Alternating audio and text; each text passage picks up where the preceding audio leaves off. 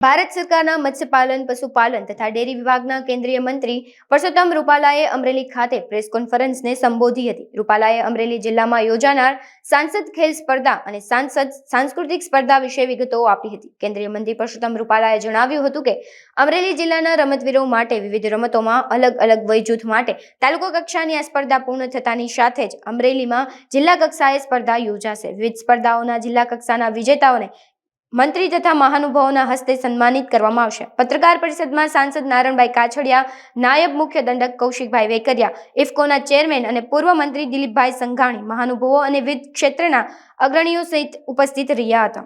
આદરણીય પ્રધાનમંત્રી શ્રીએ સમગ્ર રાષ્ટ્રની અંદર ગ્રામીણ સ્તરના રમતવીરોને, ગ્રામીણ સ્તરના કલાકારોને પ્રોત્સાહન અને પ્લેટફોર્મ આપવા માટે કાર્યક્રમો યોજવા જોઈએ એ પ્રકારની એક અપીલ કરેલી છે. એના અનુસંધાને સાંસદ રમતગમત મહોત્સવ અને સાંસદ સાંસ્કૃતિક મહોત્સવ નામના બે કાર્યક્રમો આપણા અમરેલી જિલ્લા માટે નું અમે આયોજન કરેલું છે.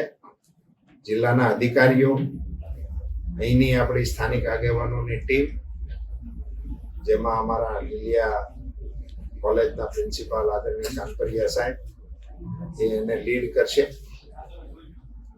અમારા વામજા સાહેબ, કાંતિભાઈ, એ બધા લોકો એના જાણકાર છે, એ મળીને કરશે. તાલુકા સ્તરની રમતગમતોના ઉત્સવો કરીશું અને જેની પછી સ્પર્ધા જિલ્લા સ્તરની કરીશું અને એમાં ઉત્તીર્ણ થનારા, સફળતા મેળવનારા લોકોને પ્રોત્સાહન મળે એ પ્રકારના કાર્યક્રમો કરીશું. એ રમતગમત ક્ષેત્રના પણ થશે અને સાંસ્કૃતિક કક્ષાના પણ થશે. એમાં લોક કલાઓ, લોક વાદ્યોને પણ એમાં અમે જોડ્યા છે. એમાં ઢોલને પણ અમે સ્થાન આપ્યું છે, એમાં બંસરીને પણ અમે સ્થાન આપ્યું છે, એમાં શરણાઈને પણ અમે સ્થાન આપ્યું છે.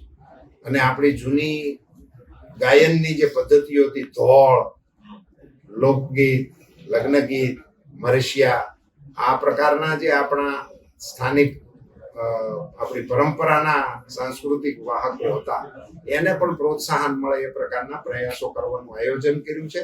સાંસ્કૃતિક મહોત્સવને લઈને મારા મનમાં એક એવી ઈચ્છા છે કે સાંસ્કૃતિક મહોત્સવને દર વર્ષે કરવું અને દર વર્ષે એના પરિણામો શિવરાત્રીની પહેલા આવી જાય એવું આયોજનને ટાઈમ ટેબલ આપણે ગોઠવીશું જિલ્લાના લોકો સાથે મળીને.